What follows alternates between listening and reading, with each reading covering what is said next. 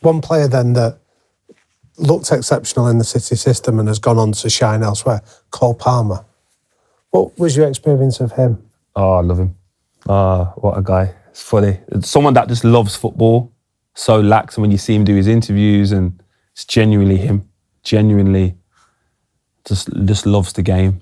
And not surprising me in terms of his talent, what he's doing, what he's achieving. Like, yeah, a special talent. And how did he come to leave City? Did he want to leave? Or? I think it was a combination of both. I think he wanted to leave. They was willing to sell. I don't think it was anyone's one decision. I think it was like, yeah, if Cole Palmer stays, my belief, if Cole Palmer stays at Man City, he doesn't go to the Euros.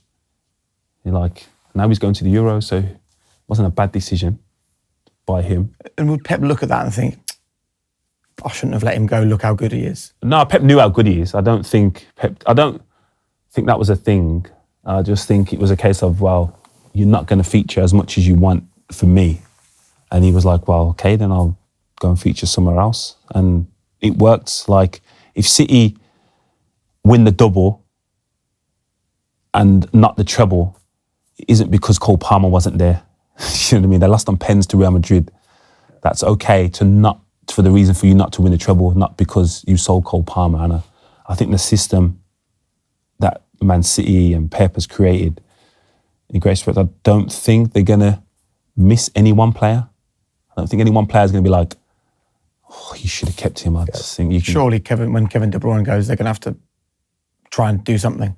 Yeah, but I don't think... but you've had him. I mean, if you sell someone, like, right, you're not selling Kevin De Bruyne in his prime, so you're going to miss him. But also, I think there's an opportunity, what we've seen this season, for Phil to step in there. And the key for me is Phil is equally as effective as Kevin, but just in different ways. Like, so you can't... When Kevin's not playing, don't expect someone to do what Kevin does. Have the impact he has, 100%. I want Phil to have the impact Kevin has, but not in the same way. I don't want him to pick up the ball and bend one and make a ridiculous pass. Phil Foden picks up the ball and goes past three players and slides a pass. The outcome's still the same, but the way he got there was totally different. And that's the way it's going to have to evolve. Everyone's going to have to be equally as efficient, equally as impactful, but in their own way. And can I just ask one last question about Cole Palmer? How much further has he still got to go? Like, how good can he be? It could be anything, but that's the thing I would say about a lot of players in terms of, like, when people say, oh, Phil is good.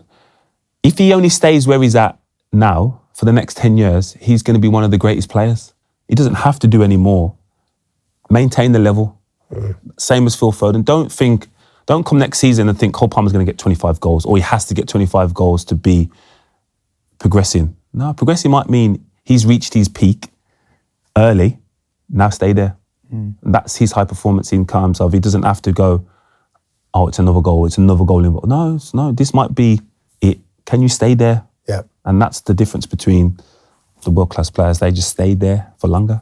Can I ask you a question about him, though? Because I was told the story by a mutual friend of ours that Pep recounted about Cole Palmer, where he said when he realised he had something about him, and it wasn't about the talent, it was about the mentality. Yeah, he said he knew he had something special because he doesn't pass to Kevin when he asks for it. That's it, yeah.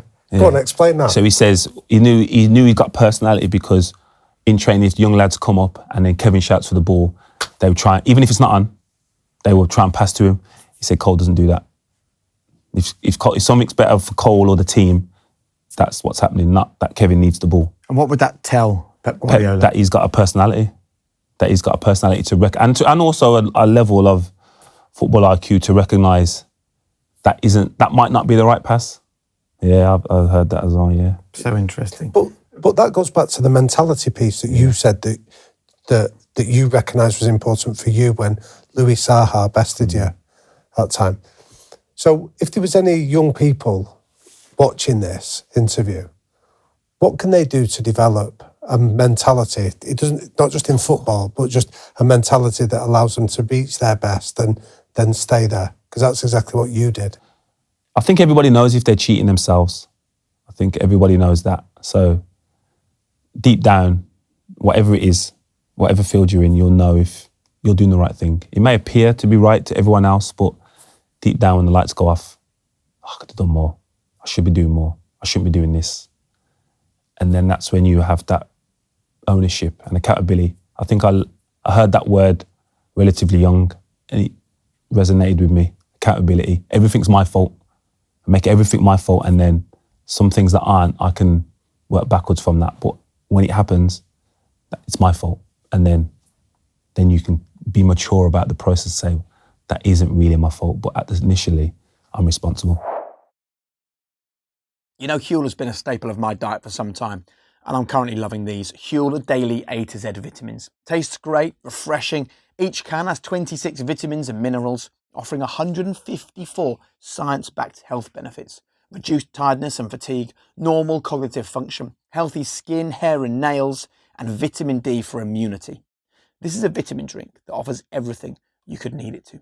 So what are you waiting for? Grab it right now in Tesco stores nationwide or at huel.com and let me know what you think.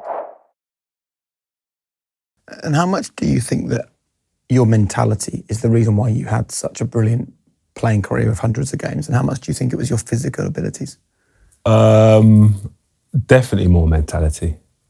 I think the mentality keeps you going. Physically, I was, advanced from an early age and I could compete, but there was players with less physical or more and not being successful due to their mental ability and capabilities. And I see the mental side of the game as an attribute, a real attribute, like pace, but because you can't see it, it's not valued the same. So people talk about, say Mario, like exceptional talent, and people say, but if he was mentally a bit more focused, I was saying, yeah, I understand that, but you never say to someone, if he was faster, he'd be world class. Just never described the same way, is it? But the mentality of any profession, but especially football, is a real attribute. That's a very interesting observation, actually, isn't it? That we talk about mentality like it should be better for everyone, but 100%. We don't do that with the physical attribute. Like if you say to someone, like, mentally be better, you expect it to be changed like that. Yeah. But if you said to me, be faster, you wouldn't expect me to be faster tomorrow.